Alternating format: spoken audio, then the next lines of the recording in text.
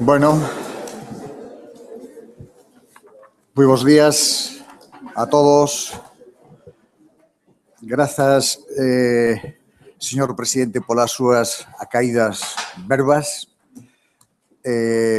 Grazas ao profesor López por convocarnos aquí a todos e grazas a todos vostedes pola súa presenza. Realmente, hoxe en día, presentar a algún contertulio non é doado, porque na Wikipedia temos todo, non? É dicir, faise realmente complexo eso presentar a alguén, non? Imos o smartphone e aí temos todo o que iramos saber desa persoa e máis. Por tanto, non vou a facer ninguna presentación curricular do profesor Juan Miguel Aguado, só aportar algúns datos de contexto. O meu colega, profesor Aguado, aparte de ser director xeral da Radio Televisión de Murcia, é o presidente de Forta. E o papel que está a facer o profesor Aguado no cumio directivo de Forta, que por primeira vez incorporase á academia dentro dun grupo directivo que ten outras extraccións, outras procedencias sociais, profesionais, académicas, pero é a primeira vez que contamos en Forta ca academia en primeira liña, non? E esa é unha aportación moi significativa e moi relevante. A segunda cuestión de contexto que me gustaría trasladar é que nos sistemas públicos de comunicación, que, como todos vostedes saben, están sendo moi confrontados, moi cuestionados, eu penso que históricamente sempre, pero máis acentuadamente nos últimos tempos, probablemente porque donde rompen as crisis sociais dunha forma frontal é nos sistemas públicos de comunicación, en calquera caso, non? E non só nos países latinos, non só en España, as grandes crisis sociais, as grandes crisis políticas tamén romperon e rompen nos grandes sistemas públicos de comunicación de toda Europa, non? Bueno, no noso caso non é unha excepción, pero máis aló dese cuestionamento e esas dificultades que podamos ter os sistemas públicos de comunicación, da aportación do profesor Aguado tamén capturaremos e veremos que non só estamos en eso, non só estamos na batalla de por que existimos, de cales son as nosas audiencias, de cal é o noso seguimento, sino que tamén traballamos en liñas de investigación, de reflexión de futuro, de que facer, de como posicionarse, de como evolucionan as sociedades a que temos que darlle resposta. E en ese sentido, o profesor Aguado é un interlocutor de primeira, ten capacidades importantísimas froito das súas investigacións, dos seus estudos, que nos están a resultar extraordinariamente útiles. E seguro que a vostedes tamén, cando o escoiten, porque realmente estamos, se non no principal experto na sociedade móvil que estamos a vivir, pero si nun dos grandes expertos de España. E por eso penso que a sesión con el nos vai a resultar moi positiva. Y máis nada, moitas gracias a todos. Y comenzamos. Muchísimas gracias. Madre mía, después de estas palabras. Muchas gracias, Alfonso. Muchas gracias al Consejo de la Cultura, Alega, por la invitación, al profesor José López, por supuesto, a Alba Silva y a Manuel Gago, por ofrecerme la impagable oportunidad de refrescarme otra vez en el entorno universitario, en el contexto de esta especie de doble vida que llevo, porque uno vocacionalmente, pues, efectivamente tiene una querencia por el análisis y la investigación, pero al mismo tiempo no puedo sino agradecer la enorme oportunidad que supone para mí de aprender y de discutir con colegas que tienen una enorme experiencia en estos ámbitos en el contexto de Forta. Me gustaría empezar diciendo que tengo 3 hijos y ninguno de los 3 tiene móvil. Soy muy mal padre, según ellos. El mayor cumple mañana 13 años, o sea que me salgo de la estadística, querido José. El otro día, cuando leía que Bill Gates y Steve Jobs tenían, en fin, ampliamente restringido el uso de tecnologías y llevaban a sus hijos a lo que ellos llamaban tech-free schools, pues me reconfortó bastante. Efectivamente, señor presidente, hay muchas cosas sobre las que pensar y, desde luego, nada más peligroso que una aproximación acrítica y entusiasta de entrada cuando algo nuevo entra en nuestras vidas, sin lugar a dudas, para cambiarlas. Bueno, yo quería hoy hablar, a ver si no me enrollo demasiado, sobre entornos ubicuos de información y centrar mi atención en algunos desafíos que me parecen importantes. Bueno, tengo la fortuna de en fin, haber desplegado, desarrollado el interés en esta materia desde hace ya unos cuantos años. En 2003 empezamos a trabajar en dispositivos móviles y en contenido móvil, cuando todavía no existía el iPhone y cuando algunos nos miraba como un tanto locos en estas cuestiones, pero bueno, desde el primer momento la tecnología móvil tiene una peculiaridad de conectar dinámicas sociales con dinámicas de consumo y, particularmente, como luego se constató, con dinámicas de consumo de medios, que nos parecía, en fin, enormemente atractiva. Y, bueno, pues en aquello nos embarcamos a lo largo de, bueno, pues toda una serie de proyectos que han desembocado en hoy en día. Me gustaría, en cualquier caso, empezar señalando, porque, claro, cuando hablamos de móviles siempre pensamos en el hardware, siempre pensamos en el dispositivo. Y me gusta recurrir a un experto, a Benedict Evans, que nos recuerda que la movilidad tiene que ver con un ecosistema y no con el tamaño de una pantalla. Y cuando hablamos de un ecosistema estamos hablando de una interrelación enormemente compleja entre actores, entre factores, entre variables y entre dinámicas. Y, bueno, por supuesto, no queda sino empezar con algunas obviedades. La primera es que ya no tiene sentido distinguir entre Internet fijo e Internet móvil. Internet es móvil y, si Internet es móvil, evidentemente el contenido, que forma una parte consustancial de este, es también móvil. En los últimos 2 años, el crecimiento de los accesos a Internet de movilidad es absolutamente brutal. Y el Internet fijo empieza a ser una función complementaria del uso de Internet, al revés de como solía ser hace tan solo 2 o 3 años. Y en este contexto, evidentemente, el contenido juega un papel fundamental. Ya desde 2014, la mitad del la mitad del tráfico de datos móviles es vídeo sobre redes móviles. Y, bueno, pues las previsiones apuntan a un 60-70% de peso del vídeo en redes móviles de aquí a 5 años. Evidentemente, si Internet es móvil y el contenido es móvil, necesariamente la información también lo es. De hecho, el acceso a noticias en movilidad es la actividad móvil que mayor ha crecido, con mayor crecimiento en el último año, con crecimientos superiores al 50%. Y, bueno, pues a nadie sorprende que en la última National Readership Survey en Inglaterra, pues de los 9 diarios más relevantes, de las 9 cabeceras más relevantes en Reino Unido, en 8 de ellas el acceso mobile only ya empieza a ser del 50% o más.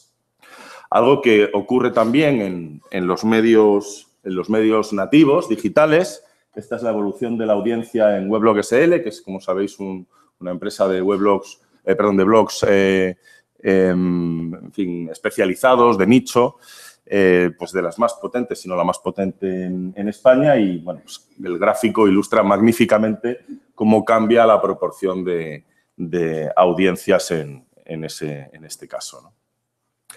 Pero, bueno, vuelvo a insistir en la premisa de origen, ¿no? ¿Qué es móvil? ¿A qué nos referimos cuando decimos que algo es móvil? Es móvil porque es ubicuo, porque está en todas partes, porque se puede llevar. Un Walkman, algunos en esta sala seguramente no saben lo que es un Walkman, es móvil, se puede llevar. O tiene que ser digital. ¿O es necesario que lleve pantallas? Por ejemplo, un chip en tus deportivos que recoge datos sobre tu pisada o sobre el ejercicio que haces. ¿Eso es un dispositivo móvil? ¿O tiene que tener aplicaciones y desarrollar en fin, un entorno de plataformas como el que estamos acostumbrados en nuestros smartphones o en nuestras tablets? ¿O tiene que ser algo personal, un poco parte de nuestro ajuar cotidiano como la cartera, el reloj o las llaves? O igual un poco de todo esto, o igual nada de todo esto. Y a lo que nos referimos cuando hablamos de movilidad es a algunos ingredientes que están por debajo de todo esto y que unen estos elementos en eso que tendemos a confundir con nuestros dispositivos. Bueno, pues si tuviéramos que apuntar a dos ingredientes clave de la movilidad, yo apostaría por dos. Posiblemente podamos apostar por más, pero para no arriesgar, vamos a apostar por dos. En primer lugar, algo que ya he comentado y sobre lo que insistiré desde varios ángulos. Si es móvil, está en el corazón de las dinámicas sociales. Entre otras cosas, porque esto, a pesar de que el hecho de que sea un teléfono ya es casi un accidente, lo seguimos llamando teléfono, y esto nos recuerda que esto es una tecnología de la relación. Esto es una tecnología nacida para, por y en las relaciones sociales. Y esto se trasluce, imprime huella, se trasluce, entre otras cosas, bueno, evidentemente, de las 10 aplicaciones más frecuentemente usadas, 5 o 6 son redes sociales y, por supuesto, si hablamos de tiempo de uso, pues nos encontramos con que una parte muy importante de ese tiempo de uso de aplicaciones móviles es para redes sociales. Nota a pie de página, aproximadamente el 70% de lo que hacemos con aplicaciones móviles tiene que ver con contenido. Y, por tanto, si hablamos de comunicación, hablamos ya también casi de movilidad. Evidentemente, si las redes sociales constituyen una actividad esencial de lo que hacemos en los entornos de movilidad, esto va a afectar también a la información.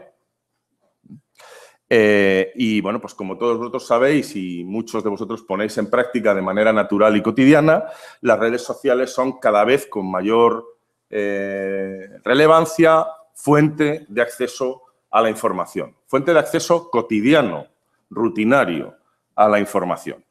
Y, además, ese acceso no solo es, digamos, pasivo, accidental.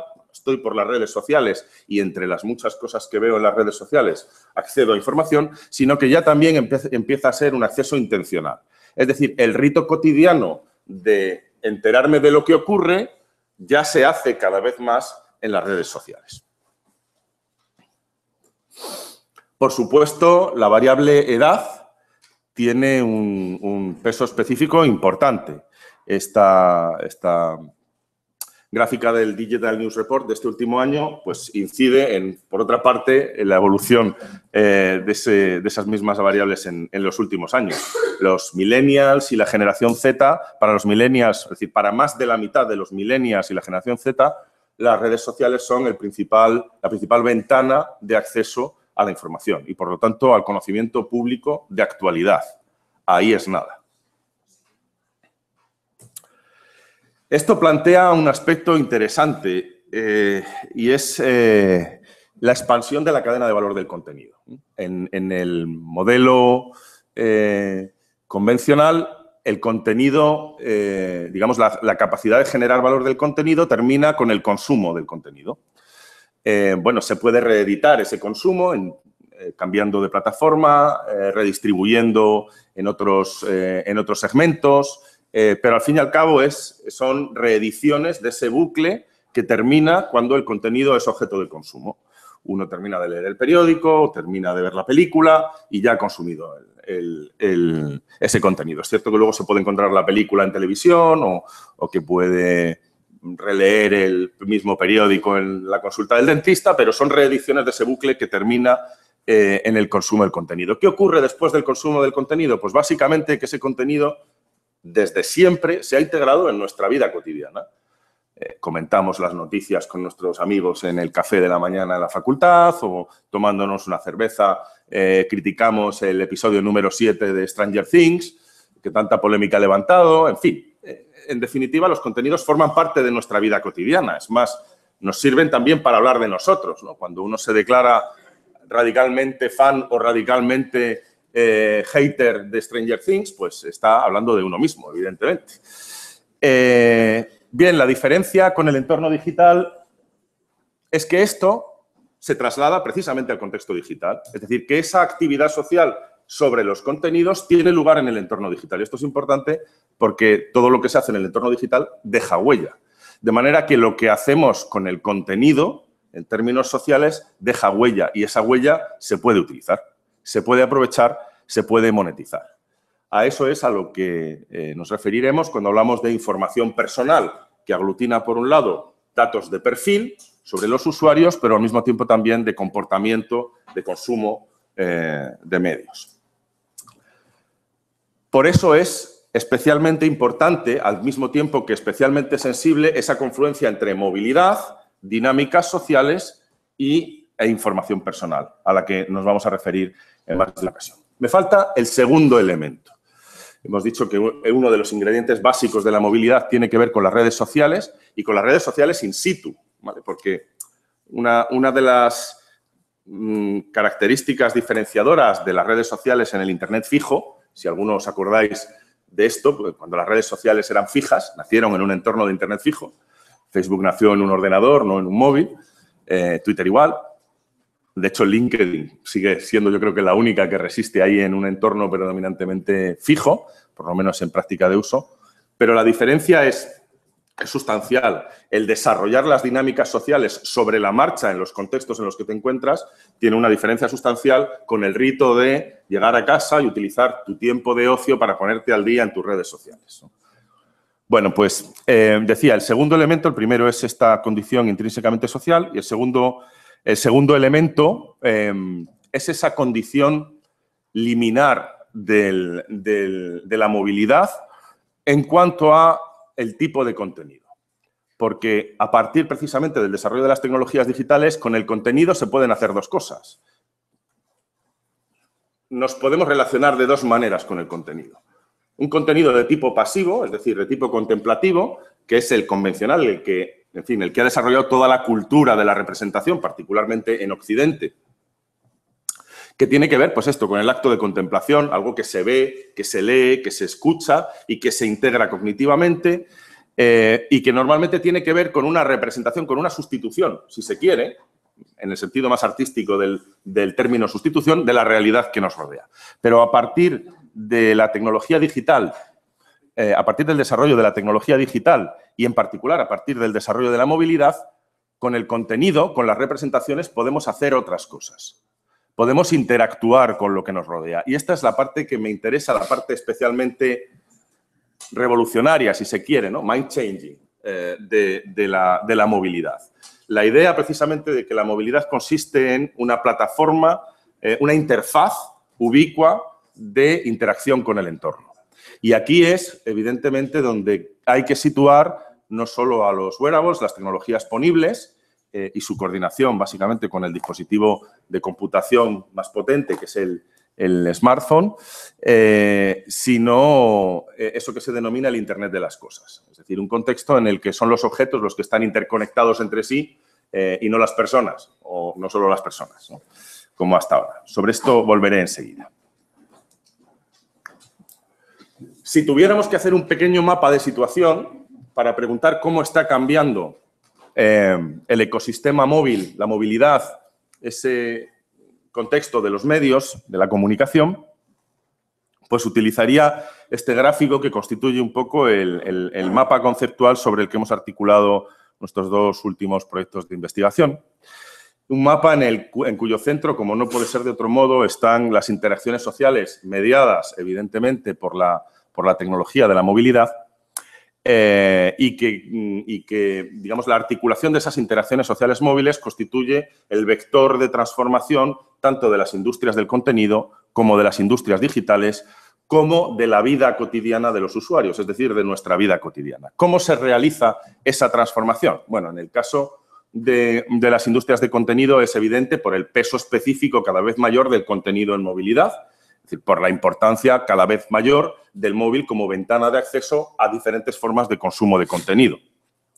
Al mismo tiempo, esas interacciones sociales móviles que empapan nuestra vida cotidiana transforma también el papel de las industrias digitales por una sencilla razón, porque son ellas quienes más cualificadas están para la explotación de la información personal. Estamos hablando de los denominados GAFA, ¿no? De Google, Apple, Facebook y Amazon, y de los grandes actores tecnológicos. Y, por otro lado, evidentemente, nuestra vida cotidiana se ha transformado de manera radical a partir precisamente de esas interacciones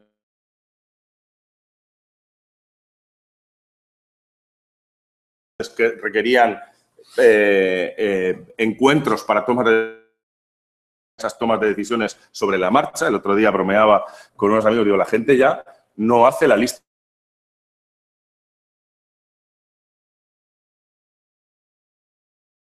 haciendo la compra en el Mercadona, ver una videollamada. Entonces, con la cámara iba enseñando a alguien al otro lado si hacía falta tal o cual cosa, ¿no? Bueno, estos procesos, desde luego, aceleran nuestro metabolismo social. Pero hay una cuestión en la que me parece sustancial y casi todos los que estáis aquí, que sois, iba a decir millennials o generación Z ya directamente, lo entenderéis rápidamente. Y es la importancia de las estrategias, de los ritos de construcción y de presentación de la identidad personal. A eso es a lo que en alguno de los proyectos que desarrollamos llamamos juegos de identidad, un poco parafraseando a Wittgenstein, y básicamente para referirnos a esos ritos en los cuales, bueno, son ritos sociales. Los juegos de identidad han existido siempre. Siempre ha habido juegos sociales, ritos sociales en los que construimos, presentamos y articulamos nuestra identidad con los otros. El concepto, como sabréis, me imagino muchos si sois de comunicación, es muy goffmaniano. Pero, claro, esto ahora se hace aquí y de maneras específicas que, entre otras cosas, involucran al contenido. Y esta es una de las cuestiones que me interesan. Por tanto, estas tres líneas de transformación se articulan precisamente así. Por un lado, esos juegos de la identidad tienden a incluir, tienden a absorber el contenido de los medios como lenguaje en nuestras interacciones sociales. Utilizamos en nuestras redes sociales el contenido de los medios para hablar no solo de lo que hablan los medios, sino para hablar de nosotros, de lo que somos, de lo que nos gusta, de cómo queremos que nos vean, de cómo interactuamos con otros, etc. Y en ese sentido se integran de manera medular las dinámicas sociales de la movilidad con los nuevos papeles, los nuevos escenarios de consumo del contenido. Esto es un aspecto sobre el que me gusta insistir en que debemos reflexionar. El contenido ya no tiene solo bueno, nunca la ha tenido verdaderamente, ¿no? Pero no tiene predominantemente un propósito finalista. Consulto información para conocer la actualidad o para formarme una opinión, o veo una película para entretenerme o para evadirme o para disfrutar. No, eso, por supuesto, está presente. Pero además utilizamos el contenido para otras cosas. Es decir, entre otros aspectos, para hablar de nosotros, para integrarnos socialmente. Por el lado de las industrias digitales, esto convierte a las relaciones sociales mediadas en auténticos géiseres de información personal, es decir, en auténticos generadores de información sobre lo que somos, sobre lo que nos gusta, sobre lo que hacemos, sobre cómo nos comportamos en la red, incluidos, por supuesto, comportamientos de consumo. De ahí el interés de las industrias digitales en el contenido. El interés de las industrias digitales en el contenido tiene que ver con ese nexo, con esa vinculación entre el consumo de contenido, las interacciones sociales y la creación de información personal. Y esto, por supuesto, lo que plantea es un vector, un viraje, una tendencia de los modelos de negocio hacia formas de explotación de la información personal. Formas que pueden tener que ver con adaptación al target, con sistemas de recomendación, véase Netflix, por ejemplo, con sistemas de gestión de precios, tarifas, por ejemplo, que se articulan sobre información personal explotada en tiempo real o sistemas de predicción. Bueno, pero hasta ahora alguien puede decir, y tendrá toda la razón del mundo, que no he hablado casi del título de la presentación. Estoy hablando de movilidad, pero ¿qué es eso de entornos ubicuos de información? Pues básicamente es lo que pretendo con este concepto con lo que se pretende con este concepto de entornos de información ubicua es de alguna manera capturar los tres vectores hacia los que entiendo que evoluciona la tecnología y con ella el contenido. Un vector es evidente, que es el vector relacional, es decir, seguiremos profundizando en dinámicas sociales con las que creo, por cierto, que tienen mucho que ver algunas crisis como la de las fake news o el concepto este de posverdad que tanto se menciona últimamente. Y ese carácter relacional tiene que ver con que el contenido será cada vez no solo socialmente articulado, que ya lo es, sino cada vez más socialmente articulable. Es decir, es una cuestión de diseño el empezar a pensar en formas de contenido que sean social network friendly, podríamos decir. Bueno, alguien me dirá, bueno, pero eso es el sharebait directamente, ¿no?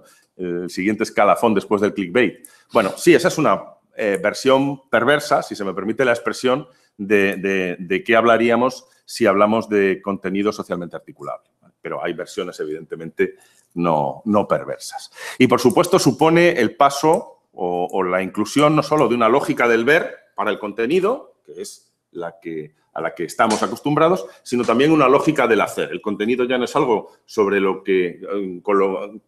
cuyo uso se limita al consumo, a ver, a leer, a escuchar, sino que es algo con lo que hacemos cosas, sobre lo que hacemos cosas. Compartimos, comentamos, transformamos, parodiamos, etcétera, etcétera. El otro vector, evidentemente, estaría centrado en la identidad y supone un viraje del software al perfil de usuario, que es un elemento central y sobre el que, por cierto, hay pendiente una reforma legal importante que empieza ahora con el nuevo reglamento sobre privacidad de la Unión Europea, pero que tiene un recorrido complejo, tan necesario como complejo. El paso de la función a la identidad, es decir, el núcleo del ecosistema será cada vez más la identidad del usuario y, por supuesto, esto se traducirá en, básicamente, vamos a pasar de un entorno de consumo de la opción a la recomendación, algo que ya ocurre a partir del uso de algoritmos de recomendación. Y el tercer vector, obviamente, sería el ambiental. La idea de que el contenido no será algo a lo que accedemos desde una ventana, sino que será algo que sale a nuestro encuentro desde múltiples elementos en nuestro espacio físico y en nuestra vida cotidiana. Algo que se sustancia a partir del concepto de Internet de las cosas y que pone el énfasis en el entorno más que en el dispositivo, en la situación, en el contexto de uso más que en el uso propio, que es necesario, evidentemente, coordinar con la identidad y solo en el momento en el que yo, como un perfil reconocible, interactúo con una red de dispositivos en un contexto determinado, es cuando eso puede convertirse en un servicio situado y personalizado. Y en el ámbito de la tecnología se pasará un poco de la prominencia del dispositivo a la transparencia. Yo no sé si alguno de vosotros ha visto la película Her. No voy a hablar de 2049, no hacer ningún spoiler. Sí, puedo hacer spoilers. No sé si habéis visto la película Her. Bueno, pues esa idea de la tecnología en la que te sientas en el sofá y dices, quiero escribir una carta. ¿A quién? Pues a fulanito. ¿Con plantilla o sin plantilla? No, sin plantilla, escribe. Y empiezas a hablar y dictas y en una pantalla o directamente en ningún sitio eso se escribe. ¿La quieres impresa? Sí. ¿En qué papel? En tal. La tecnología no se ve, es algo natural que flota en el ambiente. Esa tendencia está ya en marcha a partir de los asistentes de voz. Evidentemente, Siri está todavía muy lejos de Her, sin lugar a duda, pero esa tendencia existe. De hecho, el desarrollo de la inteligencia artificial para precisamente la viabilidad de ese carácter ambiental del contenido me parece una cuestión esencial. Todo esto suena muy a ciencia ficción, pero se sustancia en 4 desafíos que, sin embargo, son muy tangibles, a veces incluso dolorosamente tangibles. Esos desafíos, bueno, son varios. Yo me voy a centrar en 4 que me importan. Vamos muy justitos de tiempo, voy rapidito. El primero, por supuesto, es la rentabilidad del modelo de negocio. las dos pilares de los modelos del modelo de negocio del contenido, el pago por el contenido en sus múltiples variantes y la monetización de la atención, como sabéis, están en proceso de redefinición, por así decirlo. Y aquí, cada vez más clara la alternativa es entre la calidad, con los elementos que implican esa creación de valor a partir de la apuesta por la calidad, y los modelos de ingreso disponibles, y la cantidad. En el primer caso tenemos una asignatura pendiente, que es operativizar las posibilidades de las métricas de comportamiento e información del usuario. Tenemos una infinidad de métricas en las que hace falta, entre otras cosas, homogeneidad, pero una infinidad de métricas posibles que nos permiten articular prácticamente unos indicadores de eficacia, los famosos KPIs, pues prácticamente a nuestro gusto. Podemos poner el énfasis en el retorno por usuario, en el alcance, en la implicación, en la fidelidad, en el impacto, pero hay que ponerse las pilas. Y en este sentido, por desgracia, los productores de contenido, los distribuidores de contenido, todavía estamos en una fase muy temprana y tenemos, en fin, a unos actores digitales que, sin embargo, se han gestado en estas prácticas. Bueno, esto es, por cierto, no me voy a detener en ello, pero estos son los 98 datos de información personal que pone en juego Facebook para comercializar su publicidad. Ahí está todo. Desde si tenemos casa o no tenemos casa, el valor estimado de nuestra casa, nuestra orientación religiosa, nuestra orientación sexual, está todo. Si os interesa, están publicados por el Washington Post, un articulito de hace unos meses. El otro pilar, que es el del sistema, el modelo publicitario, evidentemente también plantea síntomas de agotamiento. En primer lugar, con una competencia feroz, con una rentabilidad que divide por 100, cuando no por 1000, los recursos, y en el que la compra cada vez tiende más a más cantidad de impresiones a menor precio y, por lo tanto, menor calidad y menor rentabilidad para los medios. La publicidad en el entorno digital es un auténtico dolor de cabeza al que se le une un fraude de nada menos que entre el 30 o 40% de inversión publicitaria. Ahí es nada. Cuando hablamos de fraude estamos hablando de bots, estamos hablando de falsos clics, estamos hablando de fake sites y de otras estrategias problemáticas. La alternativa para recuperar valor en la publicidad es la automatización. Con la publicidad ha ocurrido, aunque la tendencia afortunadamente este último año se ha frenado, algo parecido a lo que ocurrió con la bolsa en el año 2000, que es un proceso de automatización por el que el sistema de compra es básicamente desarrollado a través de algoritmos. Bueno, esto tiene un inconveniente. Esos son los intermediarios que aparecen en el ecosistema de la compra programática. Evidentemente, los distribuidores de contenido, los publishers, los medios, se quedan totalmente fuera de juego. El resultado de esta dinámica nos lleva al segundo desafío, que es el control sobre la experiencia de usuario. ¿Cuántos de vosotros tenéis adblockers instalados en vuestro ordenador? ¿Y en vuestro móvil? Algunos igual los tenéis y ni lo sabéis. Vale, os propongo un pequeño experimento. Imaginemos que tenemos pasta, vamos a un concesionario de Tesla y nos compramos un coche.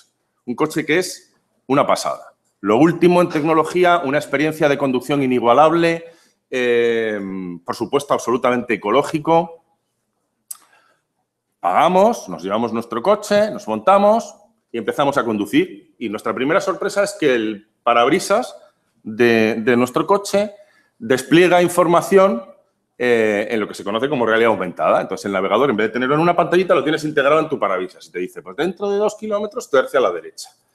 Te pone la información de la velocidad a la que llevas, te da la información del límite de velocidad en la zona en la que te encuentras conduciendo, etcétera, etcétera. Y, hombre, ya como es muy potente y es muy moderno y tal, pues empiezan a hacerte recomendaciones, por ejemplo, sobre la conducción. No apures tanto la marcha, sobre muchas cosas. Entonces, empieza a aparecerte cantidad de información hasta que llega un momento en que ya te descoloca, te dificulta la conducción, incluso pone en riesgo tu vida porque puedes tener un accidente. Entonces, absolutamente enfadado, regresas al concesionario y dices, mire usted me ha vendido una experiencia de conducción absolutamente moderna, fluida, asistida, genial, y yo esto no lo veo por ningún lado. O sea, la experiencia de conducción que usted me ha vendido es un desastre.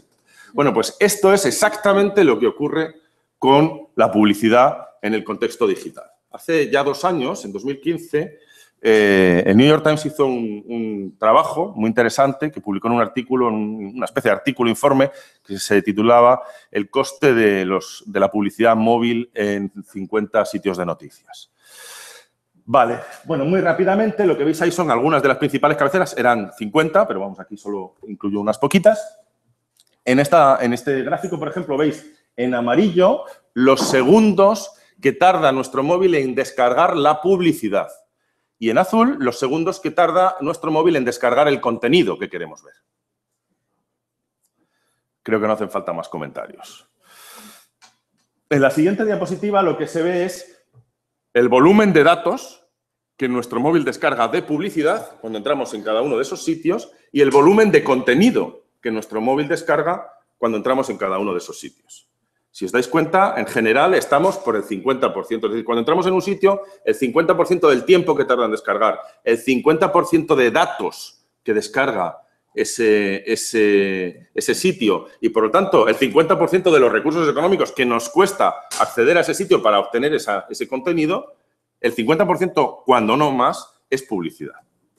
De hecho, esto es una representación gráfica de cómo sería Boston.com con publicidad, amarillo, y contenido en azul y sin publicidad. Esto sería Los Angeles Times y esto sería The Guardian. Claro, con estos mimbres lo que ocurre básicamente es que los medios hemos cometido un pecado capital. Hemos renunciado a controlar la experiencia de uso de nuestro producto, de nuestro servicio. Se la hemos regalado a otro para que haga lo que quiera con cómo nuestros usuarios experimentan nuestro contenido, nuestro servicio.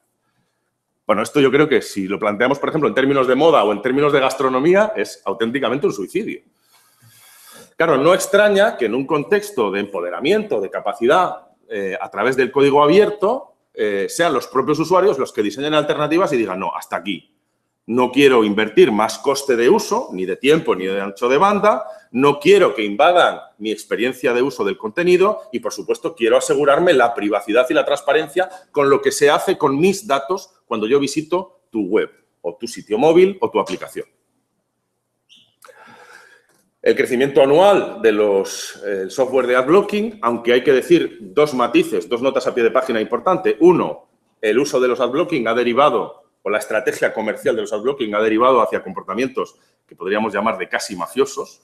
Esto, si queréis, luego lo comento con más detalle. Y 2, es cierto que en el último año, los 2 últimos años, el crecimiento en el uso de adblocking, particularmente en el ámbito del periodismo, de los medios, de las marcas informativas, en movilidad se ha estancado, se ha reducido. Pero aún así estamos hablando de un crecimiento anual del 30% y de aproximadamente 615 millones de usuarios de software para bloqueo de publicidad. Eso sin contar con los que usamos, lo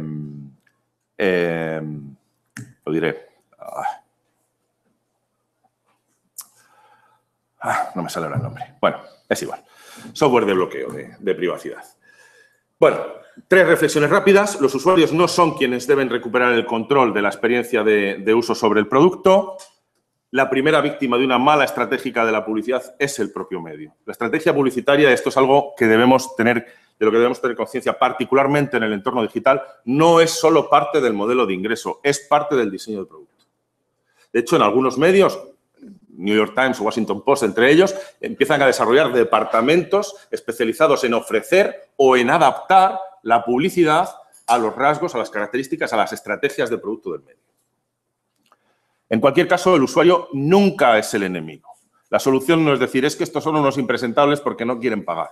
No. Vale, muy rápidamente, los 2 últimos desafíos. Este me interesa especialmente. He hablado de la importancia de la integración del contenido en las dinámicas sociales y tenemos que preguntarnos, para empezar, 2 cositas. ¿Cómo utilizan los usuarios el contenido en el flujo de las redes sociales? ¿Y cómo revierte eso en la construcción de marca, por ejemplo, de la marca informativa del medio.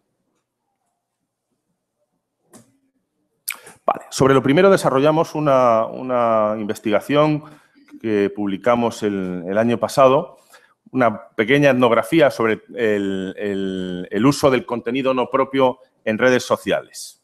Trabajamos con 95 informantes, millennials, bueno, ya generación Z más bien, por lo tanto, heavy users de redes sociales y bueno, pues desarrollamos un registro de contenidos compartidos y de motivaciones sobre las prácticas de compartición de contenidos durante 4 días, 2 días laborables, 2 festivos. Trabajamos con casi 1000 fichas. Algunos resultados interesantes. Los contenidos de las marcas informativas, es decir, noticias, opinión, análisis y contenido gráfico, era la categoría más compartida por la muestra. De todos los tipos de contenido, ni vídeos de gatitos ni nada. Contenido informativo. Y otra cosa interesante. ¿Diálogo? ¿Qué diálogo? ¿En las redes sociales? Eso no es diálogo. El 68% del contenido que publicaba no tenía nada que ver con el hilo en el que se insertaba ese contenido. Simplemente uno se lo encontraba y decía, ah, pues lo comparto, pum. El 60% era más contenido reenlazado. Es decir, que uno estuviera leyendo el New York Times y dijera, hombre, qué artículo más interesante del New York Times, lo voy a compartir con mis contactos. No, estaba navegando en la red, encontraba un artículo interesante y sobre la marcha en esa misma red lo compartía con sus contactos. Es decir, es contenido, como decimos, reenlazado. Estos 2 factores de lo que nos hablan básicamente es de que la dinámica no es dialógica en las redes sociales. Es una dinámica de presentación. Es un mensaje en una botella. Estamos en islas y cada uno coge su mensaje, lo mete en la botella y lo echa a ver si llega a la isla del de enfrente. Por cierto, la imagen no es casual. Los motivos predominantes para la puesta en común tenían que ver con la gestión de la impresión, término netamente goffmaniano, y la autopresentación. Fundamentalmente con criterios de pertenencia o identificación, para que se vea cómo soy, de intencionalidad fática, es decir, ejercer el canal, estoy aquí, y también como indicador o como conector social, por si a alguien le interesa, por si sirve para empezar a charlar, ¿no? A hablar o para... Y esto nos plantea además coherencia con algunas investigaciones que apuntan a que, por ejemplo, el 60% de los enlaces que se comparten en Twitter nunca se leen, ¿vale? O simplemente que tendemos a compartir a partir de una lectura superficial del titular y poco más. De lo que nos habla esto, cuidado, es que no es solo una cuestión de profundidad, de calidad del conocimiento público o de dinámicas de sharebait, que también es, pero sobre todo que es preciso comprender esos escenarios, esos ritos en los que se inscribe el uso social del contenido. Y esto es lo que me plantea, de hecho, ayer en la cena hablábamos precisamente hablaba con Óscar de las fake news en redes sociales y de cómo los sitios de fake news imitan la dinámica, los criterios de producción propios de los medios, medios reales, ¿no? Y cómo es posible que su producto entre y cuele, ¿no? ¿Cómo es posible que...? Pues personalmente creo que tiene que ver con estas dinámicas. Es decir, con el hecho de que el contenido no es objeto de un consumo específico y finalista, sino que es objeto de integración en redes sociales. El titular, aunque sea de Breitbart News, si me sirve en mi dinámica social, lo pongo en juego. Vale. La segunda pregunta, ¿cómo revierte en la construcción de marca el recurso al User Distributed Content? Pues mal, muy mal. ¿Para qué nos vamos a engañar? Desarrollamos un pequeño estudio cualitativo a finales del año pasado, principios de este, con unos colegas para un poco cotejar, analizar el recuerdo de marca y cotejar la prevalencia del prescriptor sobre la fuente en los procesos de recomendación en redes sociales. Y, bueno, básicamente lo que hicimos fue un pequeño experimento cualitativo en el que determinábamos el perfil del prescriptor, de quien comparte y íbamos soltando noticias y en medios consonantes o disonantes con el perfil del usuario. Y a partir de ahí, luego hacíamos un cuestionario que permitía medir el recuerdo. Bueno, el 77% recuerda la acción de compartir contenido. Es decir, la gran mayoría de los usuarios decían, ah, sí, fulanito o fulanita es verdad, la semana pasada compartió contenidos, noticias y tal. Incluso en el caso de contenidos consonantes, es decir, coherentes con el perfil del prescriptor, la gran mayoría recordaba. Es decir, fulanito le gusta mucho el deporte. Ah, pues sí, la semana pasada compartió algunas noticias sobre deportes. Solo cuando es consonante. Cuando el contenido compartido era disonante, es decir, por ejemplo, era de ballet, para alguien que le gustaba mucho el deporte, la gente no recordaba que había compartido noticias sobre ballet, aunque en términos psicológicos era, en fin, estaba bastante a tiro, ¿no? Decir, ¿qué hace este tío compartiendo algo de ballet si lo que le gusta es el fútbol? Bueno, el 74% no recuerda el medio de procedencia de la noticia y el 21% es o falso recuerdo, es decir, recuerdan noticias que no se han compartido o medios en los que no se han compartido, o recuerdo no específico, es decir, recuerdo genérico y que, por tanto, no tiene valor para recuerdo de marca. Conclusión, la marca se pierde en el juego de identidades que supone la dinámica en redes sociales. Y yo creo que sería más apropiado hablar de Content Distributed User antes que de User Distributed Content. Es decir, somos usuarios que distribuimos nuestra marca personal usando los contenidos. Vale. Básicamente, en cuanto a integración de formatos, y con esto termino, que me estoy enrollando un poquito, hacia lo que vamos es precisamente hacia ese contenido ambiental, integrando formas distintas de narrar, formas distintas de contar. Y esto pasa no solo, insisto, por nuevas formas de contar, sino por tomar conciencia de que el contenido es una forma de relación con el usuario y también una interfaz sobre la que se pueden hacer cosas. Bueno, esto es una aplicación en la que están trabajando unos compañeros de la facultad precisamente para poner en valor sonido geolocalizado. Pero bueno, es un guiño precisamente en esta dirección. Por concluir en titulares, la tecnología móvil plantea una interfaz ubicua de interacción con el entorno, articulada sobre 3 coordenadas, la identidad del usuario, dinámicas sociales y articulación ambiental. Fundamental recuperar el control sobre la experiencia de uso de nuestros servicios o nuestros contenidos, avanzar en la definición de indicadores de eficacia a partir de métricas adaptadas, nunca renunciar a audiencias de calidad. Si hay que optar, no lo he dicho antes, creo que se entiende, se deduce, si hay que optar entre cantidad y calidad, mi criterio es calidad, sin pensarlo, sin lugar a dudas. Comprender las nuevas rutinas sociales de consumo y experimentar en la integración de nuevos formatos. Muchas gracias.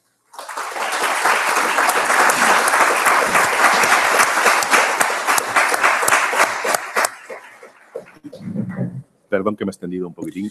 Bueno, moitas gracias.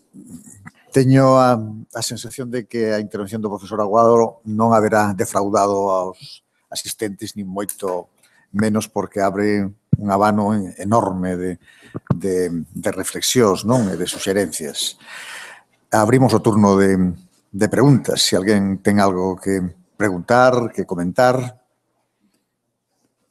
Ali no fondo? Non, sí? Parece que... Bueno, me animo eu a facer unha primeira pregunta. Isto que ten máis que ver con un aspecto que a propia psicoloxía do individuo, non? Teño para min que o individuo hoxe quere unha gratificación inmediata das súas necesidades. E iso tamén penso que se traslada no consumo e na satisfacción inmediata do que é a información e os contidos. Pode ser eso así? Hai algunhas investigacións en curso? Hai algunhas reflexións ao respecto? Pues va en la propia lógica, la inmediatez en cuanto a la satisfacción va en la propia lógica de consumo, en otro ámbito completamente distinto, pero hay una reflexión muy interesante precisamente de Juan Antonio Marina, el filósofo, sobre precisamente la amenaza que supone para la educación entrar en la lógica inmediatista del consumo, de la hora y de la pérdida un poco de la noción del tiempo y del tiempo y del espacio de cultivo de algo para que ese algo crezca y de frutos, ¿no? La propia lógica de consumo impone necesariamente la inmediatez. Y sí, a ver, Yo creo que, de todos modos, reducirlo, si la pregunta va en la dirección de reducir o de atribuirle a la inmediatez la principal responsabilidad respecto a la ligereza en el consumo de contenidos informativos, estaría hasta cierto punto en desacuerdo, en el sentido en que creo que es más una cuestión de ritos de consumo. Dicho de otro modo, te respondería con otra pregunta. ¿Existen ritos de consumo de información no superficiales en la actualidad? Yo creo que sí. Yo creo que sí. Es decir, el hecho de que, bueno, yo mismo, es decir, mirándome a mí mismo, el hecho de que yo sea usuario y consumidor de redes sociales, incluida la información dentro de las redes sociales, no quita para que yo desarrolle otros ritos en mi vida cotidiana, otros ritos de consumo de información en mayor profundidad, bien a través de medios convencionales o bien también a través de medios digitales. Existe ese rito. Incluso es posible que en las redes sociales, es decir, las redes sociales son una corriente con bastante fuerza en la que creo que los medios tienen que estar, pero básicamente poniendo la caña. Es decir, no navegando, valga la metáfora en el doble sentido de la expresión, sino poniendo la caña para pescar usuarios y sacarlos de esa corriente, llevarlos a la orilla y en la orilla, reposadamente, poner en juego ritos de consumo que no tengan que ver netamente con lo social. Entonces, es cierto, el consumo supone, por definición, una presión hacia la inmediatez, pero yo creo que aquí, más que de un imperio de la inmediatez, estamos hablando de unos ritos de consumo, de unos rituales de consumo de la información caracterizados por la inmediatez, que están en competencia, deben estar en competencia con unos ritos, otros rituales que debemos armar nosotros como medios en colaboración con nuestros usuarios, otros ritos de consumo en profundidad o de consumo, sí, más reposado, en definitiva, ¿no? Yo creo que ahí está un poco la clave. Lo que no tiene sentido es arrojarnos básicamente con la ropa puesta a la corriente turbulenta de las redes sociales para luego sacar la cabeza en medio de las aguas turbulentas y decir, jo, es que los usuarios no se paran a leer mis artículos, simplemente con el titular y la entradilla ya tienen suficiente. No, es que estás en medio de una corriente absolutamente turbulenta. Sal de esa corriente, sácate al usuario de esa corriente y comprueba si es capaz de poner en juego otros ritos. Un indicador muy interesante es, por ejemplo, el retorno del papel. El retorno del papel, que parecía muerto, sin embargo, empiezan a proliferar publicaciones de consumo reposado. Cada día me dirá, esto es como el retorno del vinilo, ¿no? Una cosa así como muy vintage. Pero pero ahí está 5W, hay un montón de revistas especializadas, de gente que trabaja temas en profundidad y que funciona en su nicho y de manera muy, muy reducidita y tal, pero que funcionan en el sentido de que son capaces de reconocer y de poner en juego otros ritos de consumo de la información. Yo creo que eso es lo que tenemos que cultivar. Es cierto que con la generación Z lo tenemos más complicado. Es más fácil trabajar con generaciones que han sido educadas en ritos de consumo más reposados. Es más fácil, es decir, pues, por seguir con la metáfora del vinilo, es más fácil que tú o yo seamos capaces de apreciar la calidad de sonido de un vinilo que alguien que jamás ha escuchado un vinilo y que lo escucha por primera vez con 20 años. Es cierto, pero la calidad y el sonido del vinilo está ahí, con lo cual, en fin, es recuperable, ¿no? Nali, por favor. Eu relacionado con o que estás dicindo, pero é moi interesante, pero teño unha cuestión a maiores. Eu, efectivamente, son máis dos de repousar información, facer información, digamos, de investigación, e non, digamos, destinados a masa, non? Ao conxunto. Pero vexo un problema. Primeiro é como facer comercializable o meu medio cando hai unha voráxine entre os medios de comunicación de a inmediatez, o Twitter, o Facebook e todo o que te entra por aí, non? Entón, eu teño a experiencia no meu medio de comunicación de, efectivamente, facer informacións que a mí me levan moito tempo, moitas horas de traballo, e, sin embargo, o efecto é moi reducido. É dicir, ou a unha audiencia moi pequena e moi especializada, pero, sin embargo, calquera atrapallada que pos con un titular un poquinho tal, ten miles e miles de visitas. Entón, claro, eu estou nun mercado global, necesito, digamos, que o meu medio xere beneficios, necesito, e eu a un anunciante me vai a exixir unhas visitas. Claro, e eu estou nesa loita permanente de facer unha boa información, pero, claro, meter algunha noticia trapalleira, por así decirlo, para non perder fluxo de visitas. Claro, e como podemos dar ese salto? Porque eu o que vexo, por exemplo, no público galego e no público español en xeral, non paga por noticia, non funciona o pago por noticia, como que funciona noutros ámbitos, non? Entón, como dar ese salto? É a minha pregunta. La verdad es que es complicado y en España efectivamente es más complicado que en otros sitios.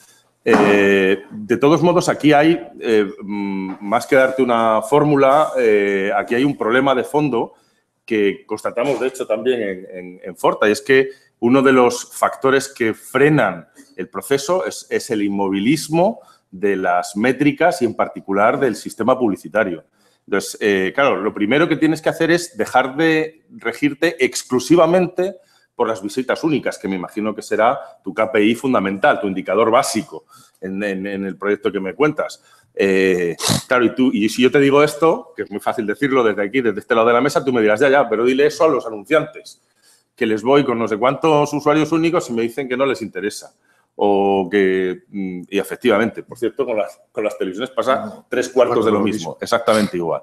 Efectivamente, aquí hay un pequeño gran dogma de fe en cuanto al sistema publicitario que verdaderamente es uno de los obstáculos. No se señala, es decir, si se me permite hacer un poco de proselitismo, hemos incurrido los medios en la tontería de señalar con el dedo a nuestros usuarios por no querer pagar, pero no se nos ha ocurrido señalar a nuestros anunciantes o a nuestras agencias de medios por imponer un indicador único que absolutamente nos enceguece, nos